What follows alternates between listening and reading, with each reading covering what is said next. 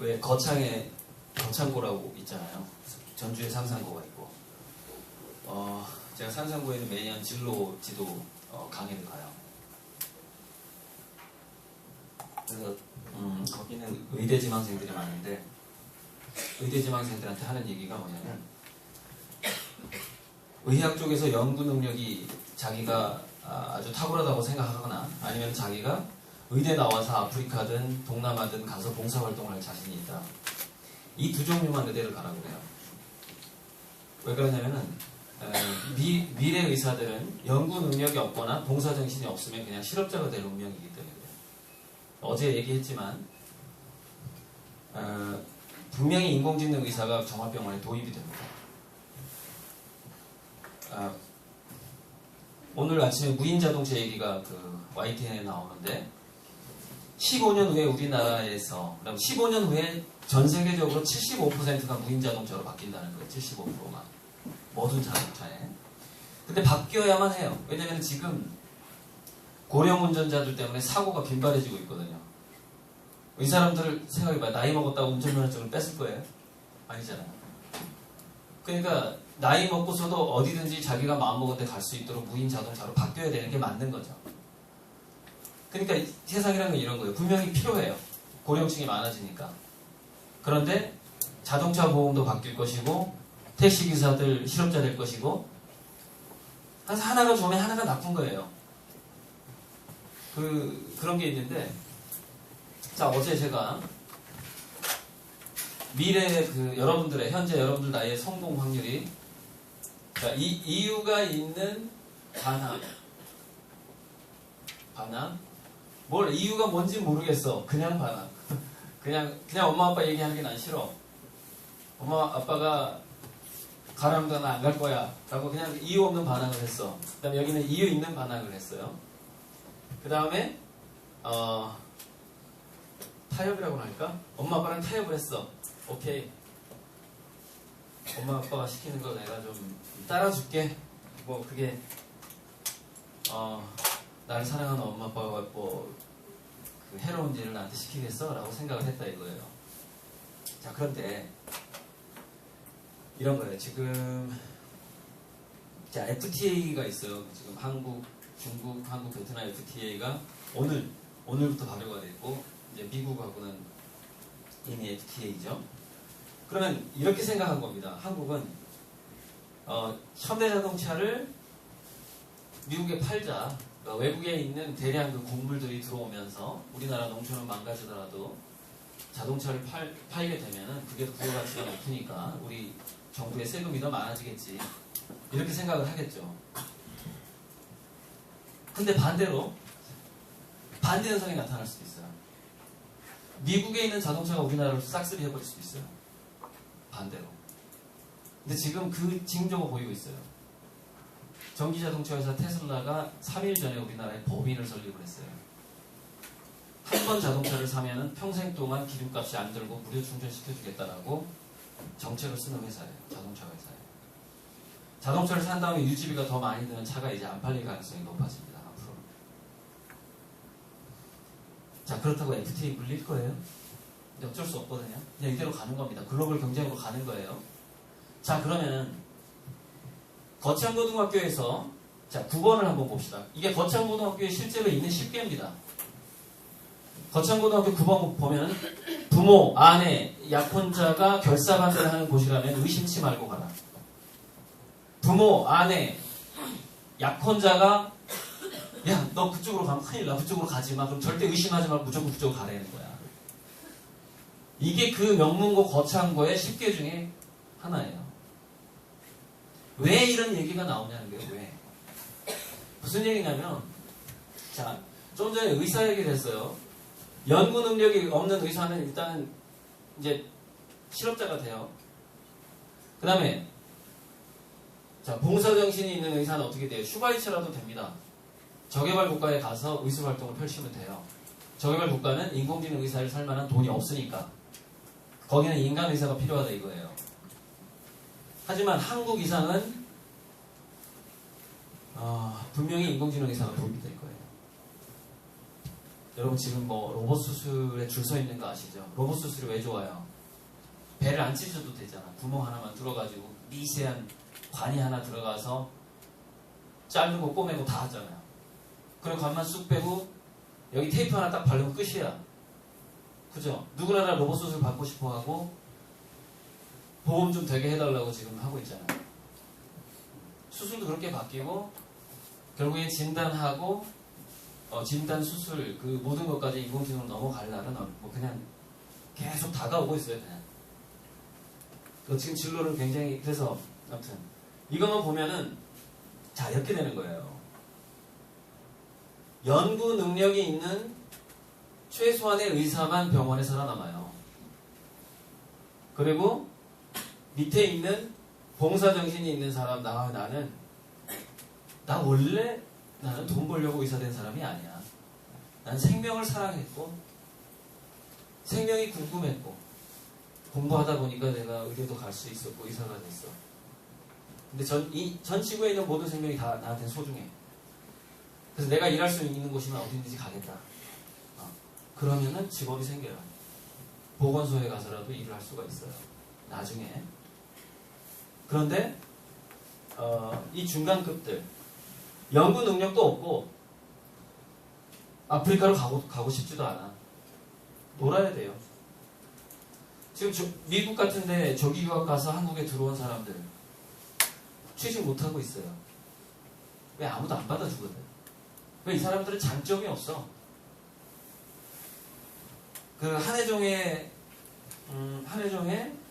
그 기악과 교수도 하고 작곡 편곡 교수도 하고 KBS 뭐 과제학단 단장도 했던 어떤 교수님이 계세요. 작년에 돌아가신 분 이름 까먹었는데 이분이 고등학교 때부터 밴드부였어요.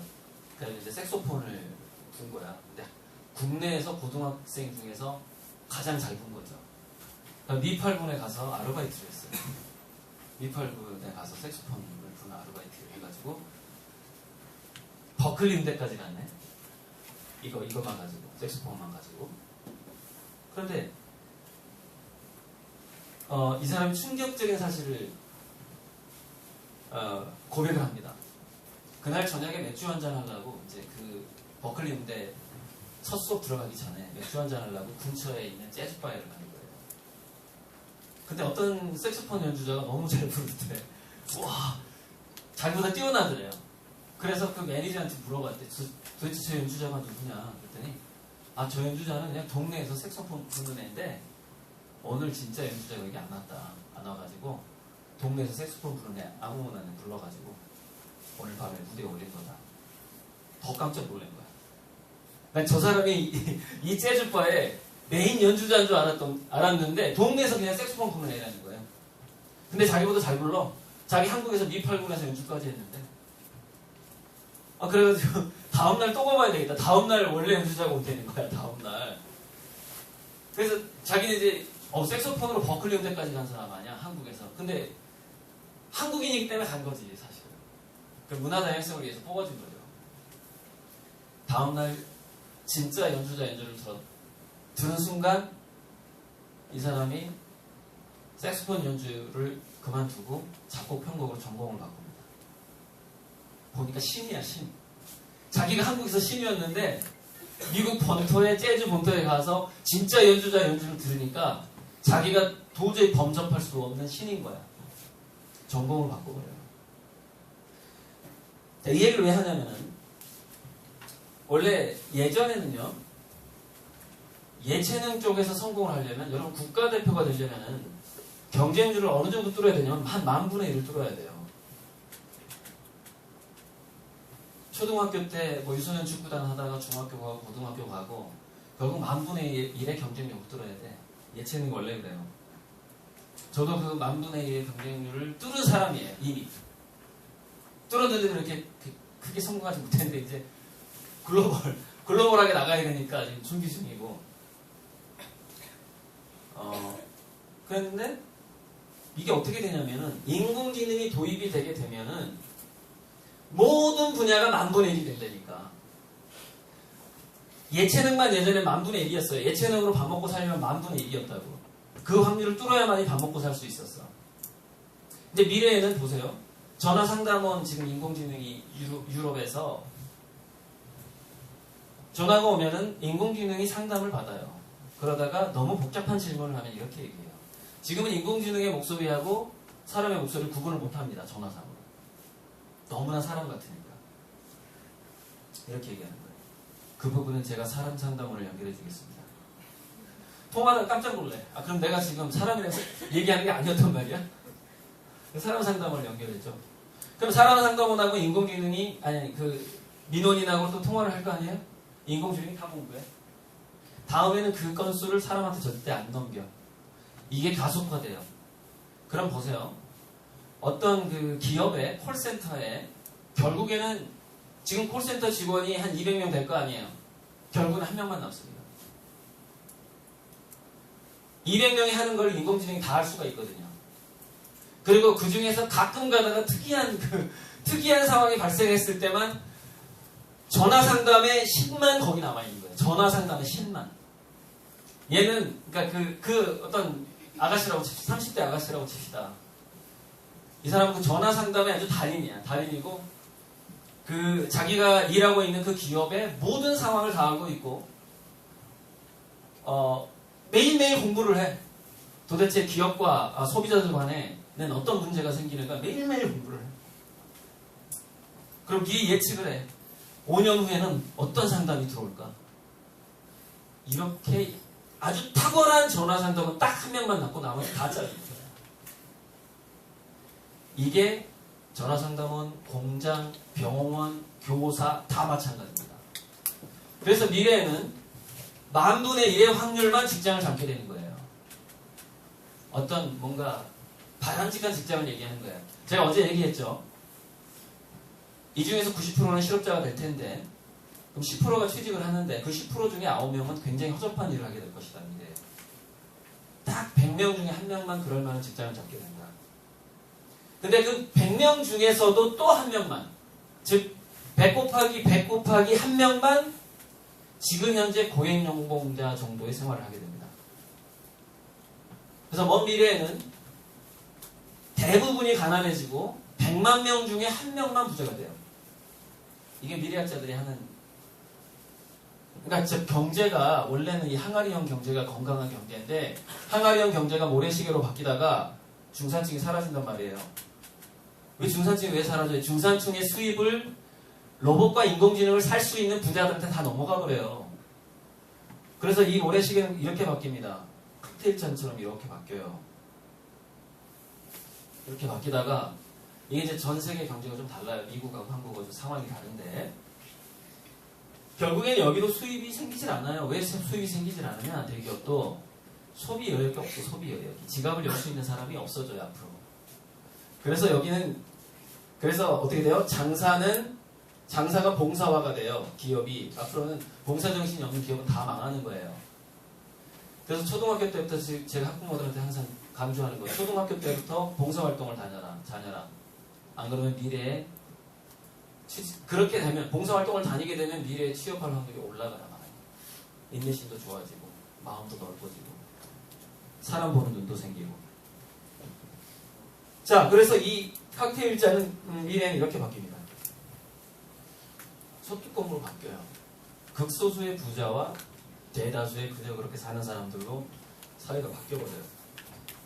그래서 이 극소수의 부자들은 제가 어제 뭐라고 불렀어요? 창조 집단. 창조성이 있는 집단. 창조성이 있는 집단만 여기에 들어가요. 이 손잡이에. 그리고 나머지는 그냥 스카이 대학을 나왔든 의과 대학을 나왔든 어디 똑같아요. 중학교를 나왔든 고등학교를 나왔든 똑같아요. 그냥 뭐예요? 연금 받고 사는 사람이에요. 할 일은 없어. 왜? 어차피 10,000명 중에 1명만 직장에 살아남으니까. 자, 그럼 여기서 내가 왜 여러분들한테 부모한테 반항하라고 얘기하느냐? 반항한다는 건 최소한 어떤 희망이 있는 건 줄 알아요? 자기가 하고 싶어하는 것에 약간의 센스라도 있다는 걸 의미하는 거예요. 여러분들 반항을 안 해. 부모가 시킨 대로 살아왔어. 그럼 뭐예요? 자기 주도성은 어디로 간 거야? 인간이 그렇게 똑같나? 부모하고 여러분들하고 30년, 40년 차이가 나는데 생각이 똑같아? 부모랑? 나이가 다르고 시대가 다른데?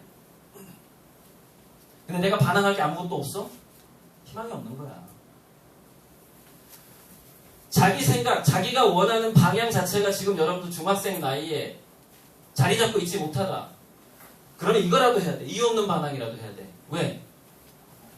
감각적으로 부모님이 살던 세상과 여러분들이 앞으로 살아갈 세상이 전혀 다르기 때문에. 그렇기 때문에 반항을 해야만이 새로 다가오는 세상에서 여러분들이 뭔가 자리를 차지할 확률이 훨씬 높단 말이야. 내가 봤을 때 100배 이상 높아. 그래서 내가 무조건 반항하라고 하는 거야. 어제. 자, 이유 있는 반항을 했다. 그러면 이 이유 있는 반항을 하는 아이가 어느 정도에 드냐면 이 100분의 1 정도에 듭니다. 무슨 얘기냐? 여전히 실업자일 확률이 아주 높은 상태예요. 근데 이유 있는 반항을 했어. 내가 부모님한테 여러분 나이에 이유 있는 반항을 해가지고 그 다음에 뭘 해야 돼요? 치열, 열정, 그 다음에 뭐예요? 미쳐야 돼. 뭐해? 자기가 반항을 했던 그 이유에 대해서 확실하게 치열하고 미쳐야 된다 이거죠. 그러면 겨우 1000분의 1 수준에 올라가. 자, 1000분의 1 수준에 올라가면 무슨 얘기냐? 실업자가 되지 않을 확률이 10%밖에 안 돼요. 결국 10,000분의 1이니까. 물론 포기하면 돼. 나 여기 안 올라가겠다. 나 창조 집단 속에 안 들어가겠다 나는. 그냥 굉장히 허드렛 일만 하면서 살겠다. 로봇조차도 수지타산이 안 맞아서 뛰어들지 않는 분야에서 난 고추라도 따겠다. 한국의 산골. 한국에 조금 평지만 해도 로봇이 고추를 따겠죠. 근데 어떤 할머니가 산골에다가 막 비탈길에다 고추를 심어 놓은 거야. 로봇이 다니기가 너무 불편하네. 거기 가서 고추 따야 돼. 거기 가서. 로봇과 인공지능이 거의 모든 것에 다 파고든단 말이야. 앞으로. 자, 그래서 치열함과 뭐가 있어야 되냐면 순수함이 있어야 돼요. 자, 치열함과 순수함이 뭐냐면 이제 뇌과학으로 넘어가 봐야 되는데 치열함과 순수함에 대해서 말씀을 드릴게요.